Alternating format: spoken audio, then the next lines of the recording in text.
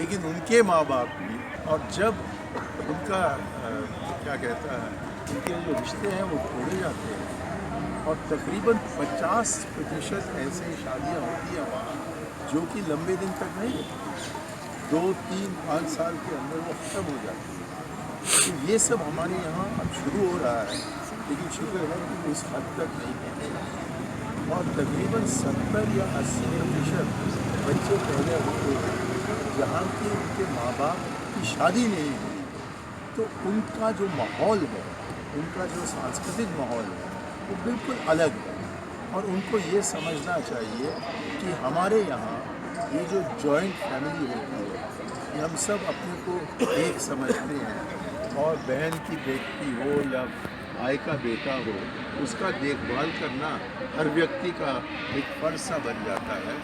यदि आप समझें नॉर्वे में कि हिंदुस्तानी बच्चे का देखभाल सही नहीं हो रहा,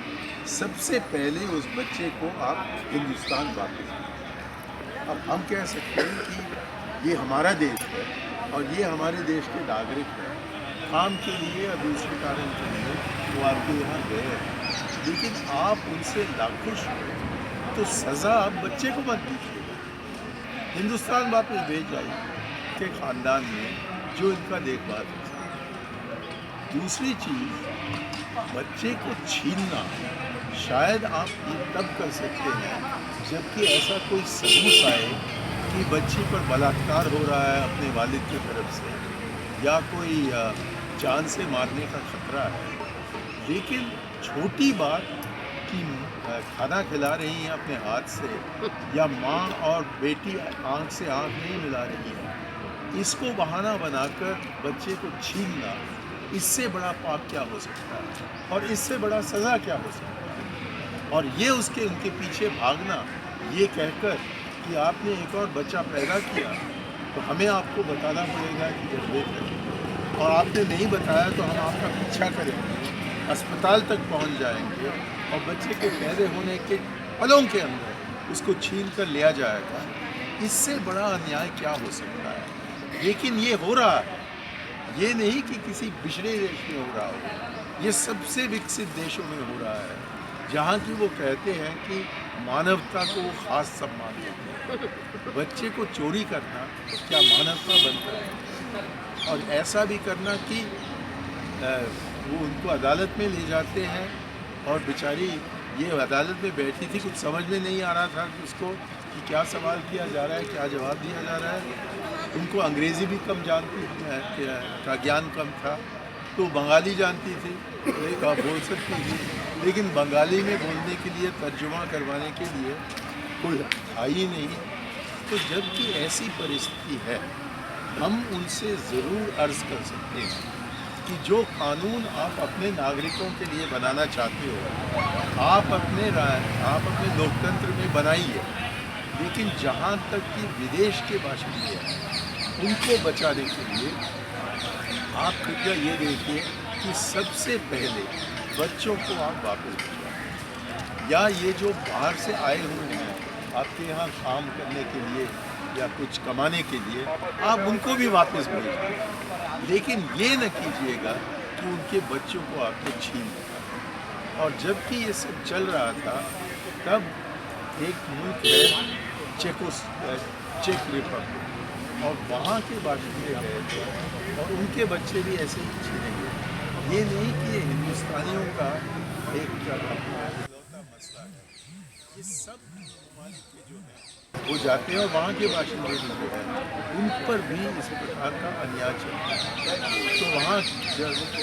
जबकि ऐसा किया गया एक चेक बच्चे के साथ,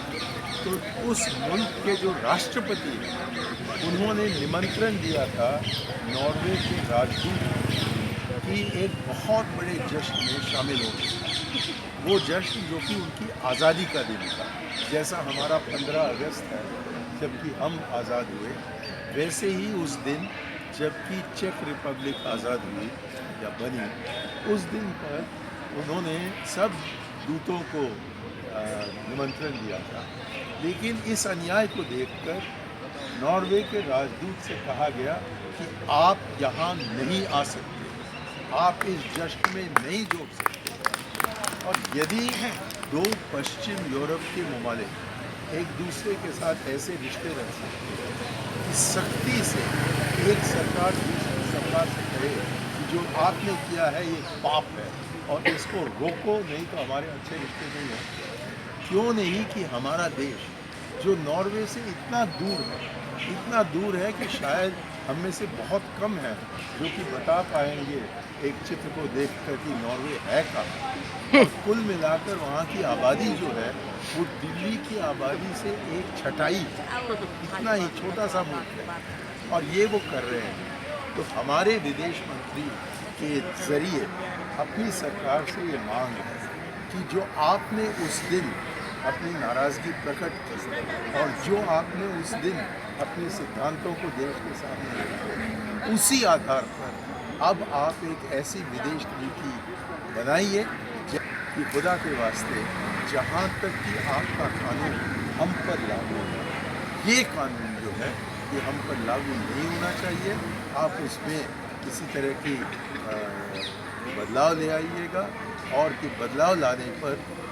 हम अपने बच्चों को या हमारे नागरिकों को वापस हिंदुस्तान आने की आपकी इजाज़त। और एक बार ऐसा कानून नॉर्वे में बन गया तो मुझे लगता है कि इसी को लेकर हम दुनिया भर घूम सकते हैं और जहाँ जहाँ ऐसे कानून है उसमें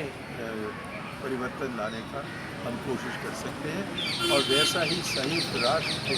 जो संस्थान है वहाँ भी इस विषय को उठाकर, इस उदाहरण को दिखाकर जो वहाँ के कानून हैं या जो वहाँ के प्रस्ताव हैं जो कि स्वीकृत किए गए हैं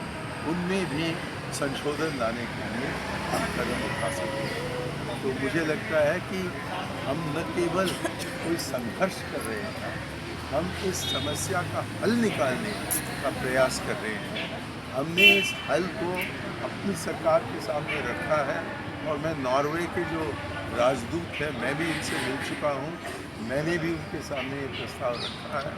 हमने देश के तरफ से उनके सामने एक ऐसा प्रस्ताव रखा है जिस पर कि वो ठोस कदम उठा सकते हैं। और हमारी मांग बस इतनी रही है कि बस शिकायत ही मत करो, कुछ ऐसे ठोस कदम उठाइएगा